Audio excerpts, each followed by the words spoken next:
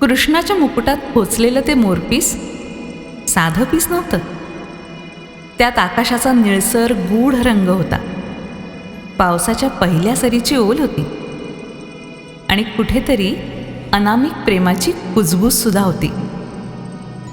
राधा जेव्हा कृष्णाकडे पाहायची ना, तेव्हा तिची नजर आधी त्या मोरपिसावरच जाऊन थांबायची, कारण कृष्णाला पाहणं म्हणजे त्या मोरपिसातून झिरपणाऱ्या त्याच्या अस्तित्वाला स्पर्श करणं होतं.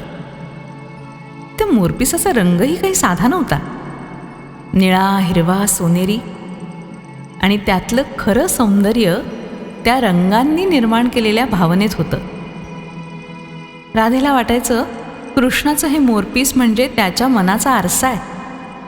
ते पीस कसं हलकं, मोकळं, स्वच्छंद, तसाच माझा कृष्ण, कुठल्याही बंधनात न अडकणारा, पण प्रत्येकाच्या मनाला अलगद स्पर्श करून जाणारा. यमुनेच्या काठी एकदा तिने अलगद विचारलं होतं कृष्णाला, सख्या, हे मोरपीस इतकं जवळ का रे ठेवतोस? कृष्ण हसला, म्हणाला, राधे, हे मोरपीस मला आठवण करून देतं की सौंदर्य पकडायचं नसतं ग, ते अनुभवायचं असतं. राधा शांत झाली, कारण तिला जाणवलं ती कृष्णाला पकडण्याचा प्रयत्न करते आणि कृष्ण, त्याला तर अनुभवायचं आहे. त्या दिवसापासून राधेचा कृष्णाकडे पाहण्याचा दृष्टिकोन बदलला. ती आता त्याला स्वतःचा असं म्हणत नव्हती, पण त्याच्यात स्वतःला शोधू मात्र लागली होती. कृष्ण रंगाची भूल राधेवर पडली होती का, की राधा त्या रंगात विलीन झाली होती? समजणं कठीण होतं.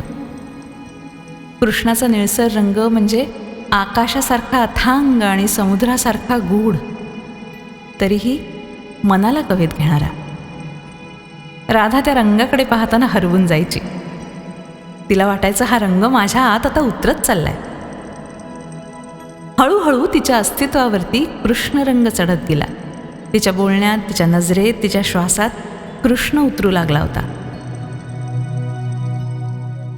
राधा एकदा वनात बसली होती आणि स्वतःला विचारत होती, मी राधा आहे का अजूनही, का मी कृष्ण झाले? त्या प्रश्नाचं उत्तर तिच्याकडे नव्हतं. तिच्या डोळ्यात एक विलक्षण शांतता मात्र आली होती. मोरपीस पुन्हा एकदा हलकवार वाऱ्यावरती डोलत होतं आणि राधेला जाणवलं, प्रेम म्हणजे स्वतःला विसरणं.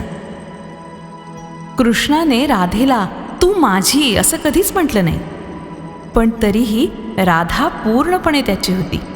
हे त्यांच्या प्रेमाचं सौंदर्य होतं.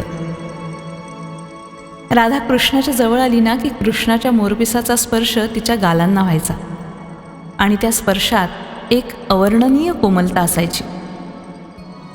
तो स्पर्श म्हणजे एखाद्या अनामिक भावनेची अलगद साक्ष होता.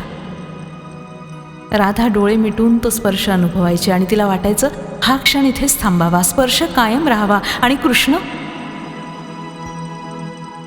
कृष्ण कधीच थांबत नव्हता. तो सतत पुढे जायचा.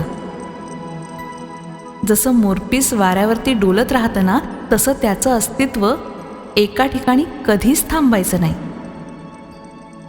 तरीही राधेचं मन त्याच्यापाशीच गुंतत होतं. एक दिवस आला आणि ज्या दिवशी राधेने सांगितलं स्वतःला, मी आता कृष्णाला मिळवण्याचा प्रयत्न नाही करणार, मी त्याला फक्त अनुभवणार आहे, आणि त्या क्षणी तिच्या प्रेमाला एक वेगळं परिमाण मिळालं.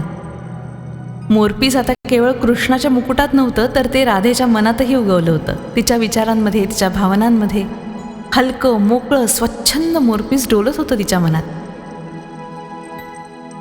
कृष्ण रंगाची भूल आता तिला बांधून ठेवत नव्हती, तिला मुक्त करत होती.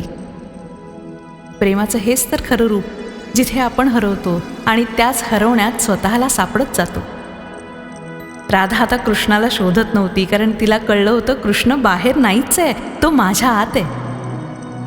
आणि त्या आतल्या कृष्णाच्या मुकुटात सुद्धा एक मोरपीस आहे, जे माझ्या श्वासाबरोबर आणि माझ्या प्रत्येक धडधडीत हळुवार, निशब्द पण अखंड डोलत राहणार आहे.